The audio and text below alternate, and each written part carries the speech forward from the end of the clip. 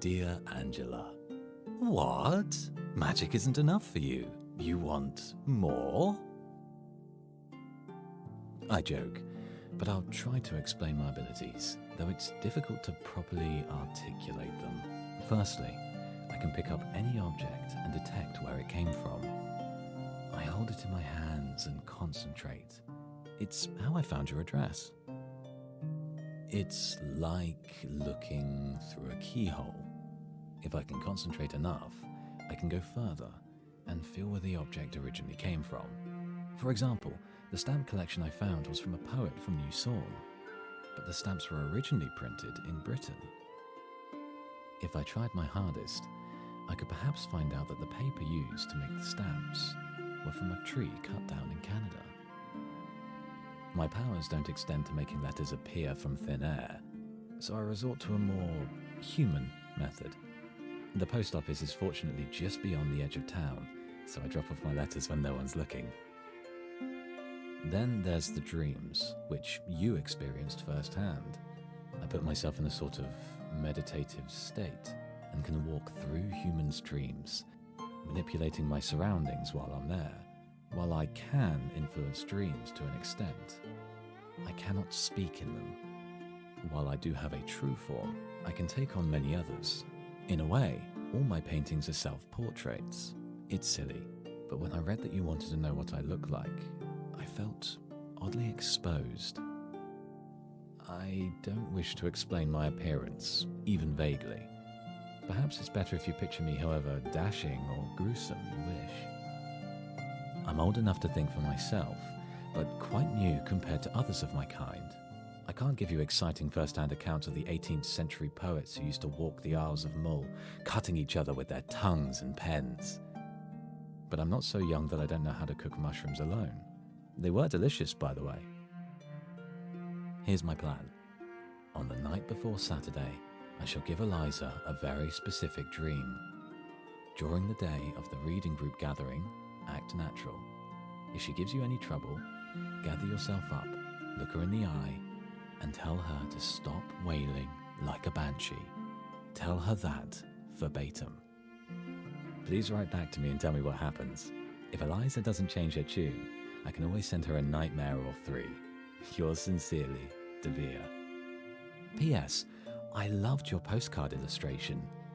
It's the line work of someone who has practiced drawing for years. I had no idea you did art.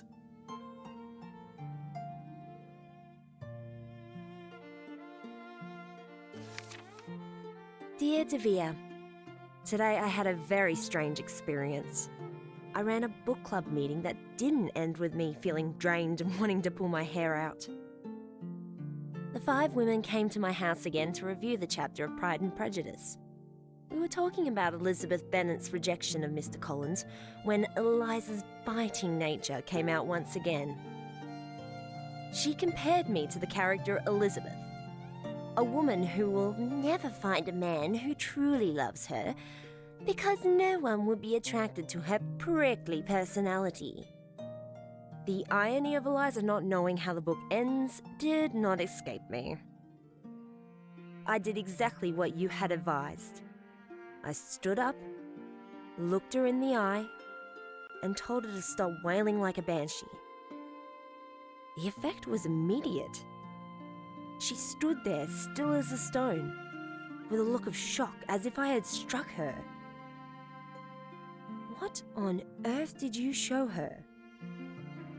After that, she stopped spitting venom at me for the rest of the day, only speaking to talk about the novel. Whatever you did, Devere, thank you. For this envelope, I tried to draw the town. I even pulled out some old paintbrushes I had in storage. This is the path I take to send off my letters to you. Can you visit me sometime? I want to meet you. Signed, Angela.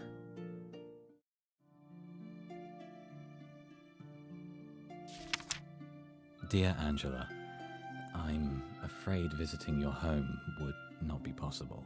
An old magic prevents me from entering the town.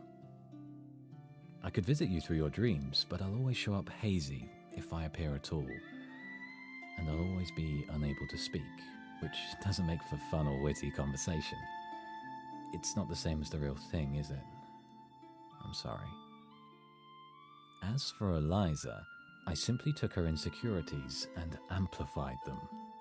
Let's just say that your exact words to her would have ignited a memory. Don't worry, I didn't traumatize her. I merely had her take a good long look at herself and how she treats others. Don't let Eliza's words get into your head.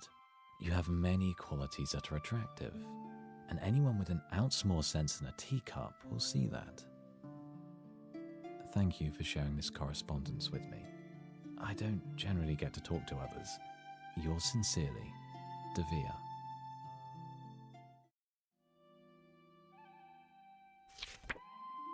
Dear Devere, that sounds so tragic. Because you've given me so much comfort through your letters. A strange thing happened the other day. Another woman said something nasty. But instead of saying something back to her, I didn't. I just felt unpleasantly sorry for her.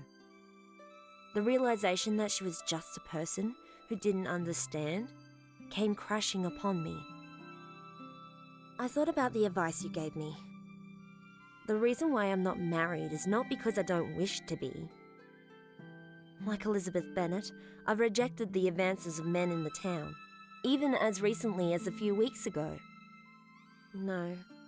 The reason why I've never married is because I haven't found the right person. Or rather, because I hadn't found the right person. Devere, there's something I need to say.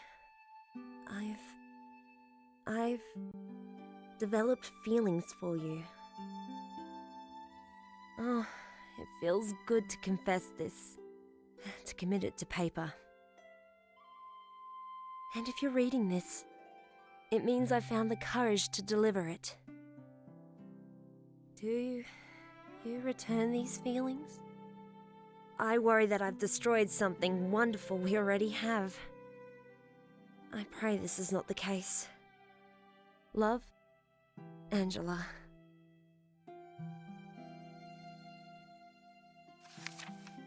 Dearest Angela, how can I not return your feelings? Your letters brighten up my existence. When I wake up, I look forward to walking to the edge of Ardmore Forest to see if you've left me a new addition to our correspondence.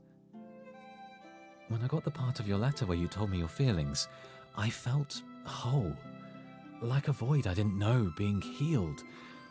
I love you. It hardly sums up my feelings, those 3 words. I can feel my heart racing. I love you.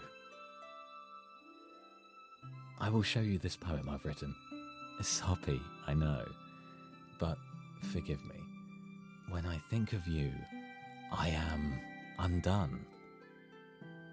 It was by yonder fell and glen I saw the fairest maiden, and since that day with yearning pain my heart was sorely laden. I love and worship you, dear one. For all your troubles I shall quell.